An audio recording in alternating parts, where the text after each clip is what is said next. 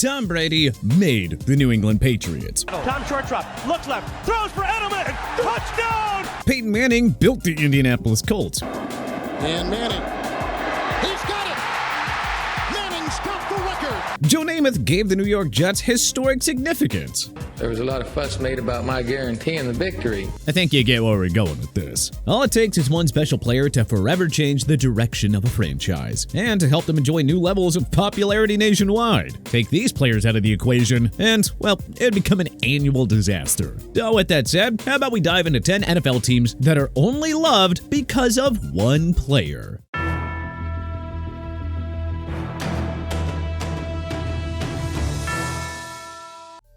Kansas City Chiefs, Patrick Mahomes.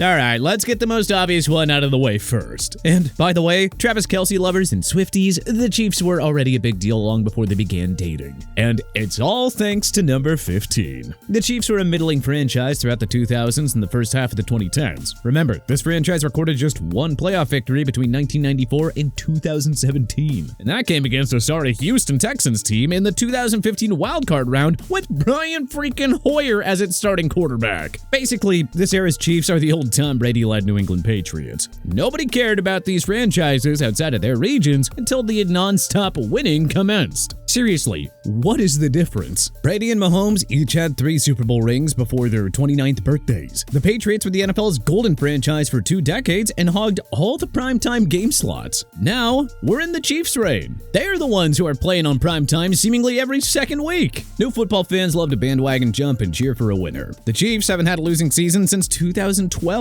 They've made the playoffs every year since 2015 and appeared in 7 straight AFC Championship games. Oh, and did we mention the whole 3 Super Bowl rings thing?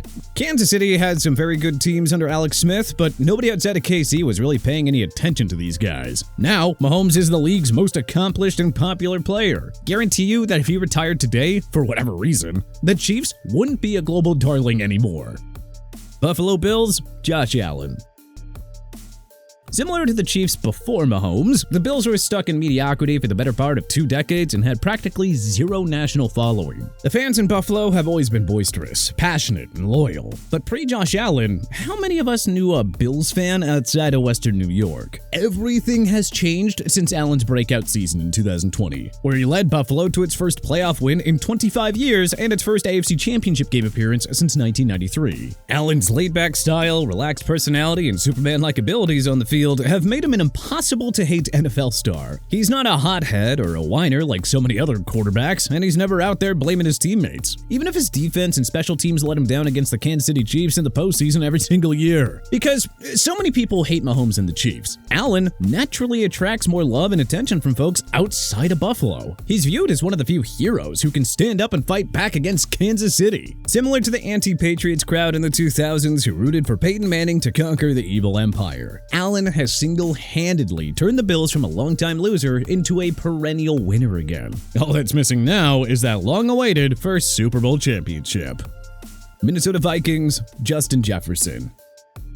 According to the NFLPA, Justin Jefferson ranked 10th overall in the NFL's officially licensed products sold from March 2024 to February of 2025 and from March 2023 to February of 2024. That is not too bad, especially considering that the modern NFL and its popularity are overwhelmingly driven by quarterbacks. The Vikings haven't really enjoyed any playoff success since drafting Jefferson 22nd overall back in 2020. But that's not really his fault. I mean, if not for JJ, the Vikings would be an NFC afterthought instead of an annual playoff contender. Jefferson's numbers through his first 5 NFL seasons were off the charts. 495 receptions for 7,432 yards and 40 touchdowns. His average of 96.5 receiving yards per game in that period is an NFL record, well ahead of second place Jamar Chase at 87.5, and way higher than Hall of Famer and third placed Calvin Johnson at 86. 6.1. Also, we gotta mention Jefferson's flashy style, aka the $1 million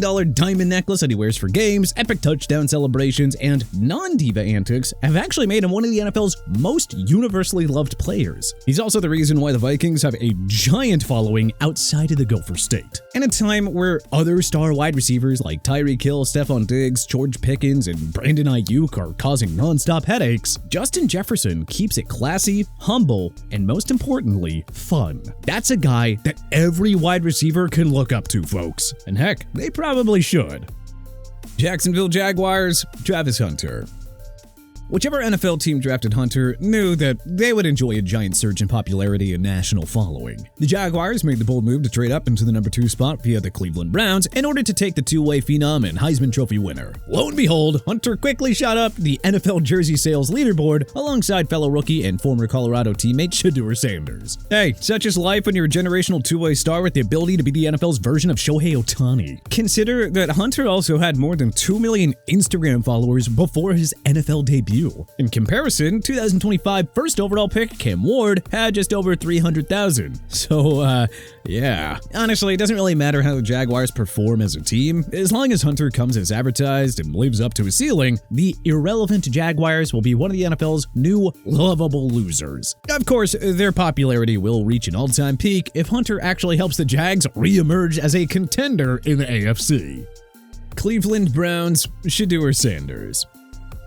At this point, one can only wonder if the Browns drafted Sanders for the sake of selling more jerseys. Like, if that was the goal all along, then dang, that's working out pretty well. Before week 1, Sanders had the top-selling jersey among all 2025 rookies. And look at the countless media coverage that came to Cleveland after they drafted Sanders. Because, I mean, come on, really? Who on earth would care about a QB battle between Joe Flacco and Dylan Gabriel? As the son of Hall of Famer Deion Sanders, and with a giant social media presence and fan base, Sanders was going to be popular wherever he landed. But it just so happened to be the Browns, one of the NFL's most irrelevant franchises of the 21st century. If Sanders can somehow take over as the starting QB mid-season, well, there is no telling how many more bandwagon fans the Browns will manage to attract.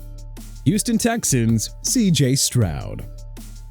Alright, let's be clear. From 2020 to 2022, the Houston Texans were the epitome of an irrelevant football team, winning 11 games in total with 4 different head coaches and a million different quarterbacks. But like the Chiefs with Mahomes and the Bills with Allen, everything changed when the Texans found a new franchise quarterback, and the name is Stroud. CJ Stroud. The Texans drafted Stroud 2nd overall in 2023 after the Carolina Panthers used the number 1 pick on Bryce Young. Fast forward to 2025, and the Texans are coming off consecutive AFC South Division crowns and Elite 8 appearances. Not only has Stroud brought new life to the Texans, but he's built up quite the fan base outside of H-Town. According to the NFLPA, Stroud sold the 5th most officially licensed products for NFL players from 2024 to 2025, behind only Saquon Barkley, Patrick Mahomes, Jalen Hurts, and Jaden Daniels. If not for Stroud, the Texans would still be in the AFC basement with no real fan base outside of Houston whatsoever. Las Vegas Raiders, Max Crosby. The Silver and Black have not given their fans much to celebrate since they last made the Super Bowl in the 2002 season, but hey, at least one player has made them worth watching these past 6 years. A 4th-round pick out of Eastern Michigan in 2019, Crosby has emerged as one of the NFL's premier defensive players. Through his first 6 seasons, Crosby had 59.5 sacks, 23 pass breakups, and 9 forced fumbles with 4 Pro Bowl selections. Fans have gotten an extended look at Crosby's charisma and hilarious personality on his The Rush podcast too. And in an era where too many players want to ring chase, you ought to credit Crosby for staying loyal to the Raiders. Because, well, they haven't exactly been competitive. If Geno Smith, Ashton Genty, Tom Brady, and Pete Carroll can bring Vegas back into the world of competitive football, well, Crosby's popularity will hit another stratosphere. Miami Dolphins, Tyreek Hill. Love him or hate him, there's no denying that Tyreek Hill makes the NFL a whole lot more entertaining. And as legendary wrestling booker Eric Bischoff once said, controversy creates cash. Truth be told, nobody outside of South Beach was really paying attention to the Dolphins from 2009 to 2021. They finished with only 3 winning seasons and qualified for the playoffs once during that period. When the Dolphins made a blockbuster trade for Cheetah in 2022, the franchise finally escaped from the land of unimportance. Oh, and they actually became worth watching on TV. Hill, Jalen Waddle, Tua Tagovailoa, and Devon Achane have formed a potent offensive machine built entirely by speed and explosive plays. And for the crowd that once thought Hill was just a product of the Chiefs system, ask yourself, why has Hill's two best statistical seasons come here in Miami? Hill's lightning-quick speed and ability to rip off an explosive play at any given moment has made Miami a fun football team. He helped them to consecutive playoff appearances in 2022 and 2023, and, well, there's just no telling how far they could have gone in the former year if Tua was actually healthy. Anyway, thank you, Tyreek Hill, for making Dan Marino's old squad worth watching again. Washington Commanders, Jaden Daniels.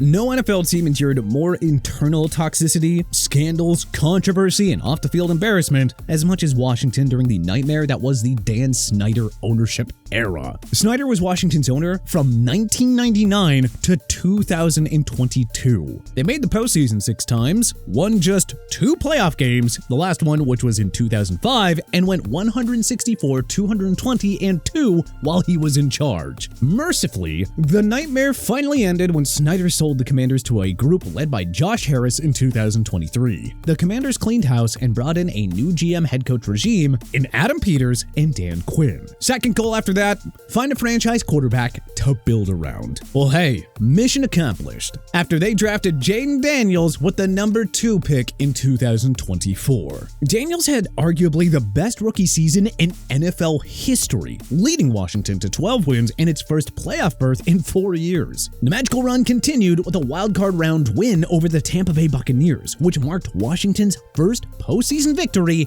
in 19 years. The Commanders then stunned the top-seeded Detroit Lions in the divisional round to reach their first NFC Championship game since 1991. Yeah, that is pretty damn good for a rookie. Daniels' epic rookie year put the Commanders back on the football map. They are a feel-good story with that toxic stench of the Dan Snyder era long gone. And it is no wonder that he is already near the top in the leaderboard in jersey sales. Look, without Daniels, the Commanders would still be in the running for the number 1 pick annually. With him running the show, they're now a Super Bowl contender and a team that's only loved because of his presence. Baltimore Ravens, Lamar Jackson.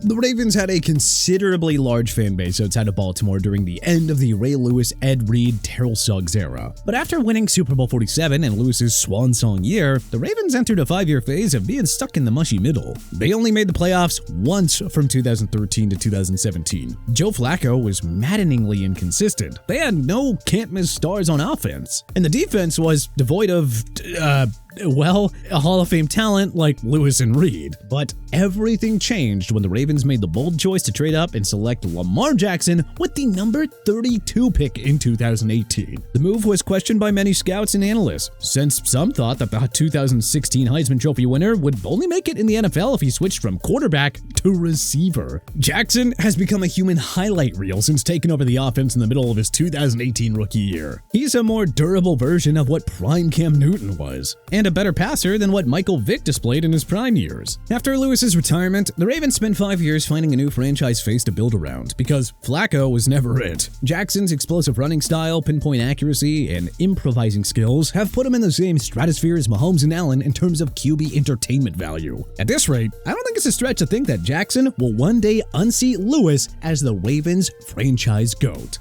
But hey, which other NFL teams are only loved because of one player? Are there any notable examples that we may have missed? Let us know in the comment section below. If you like this video and learned a thing or two, then clicking the like button helps us out a ton. And you know, we really appreciate it. If this is your first time coming around to TPS though, then subscribing is a great idea, because we put out videos like this every single day. But as always, thanks for watching, and we'll see you guys next time.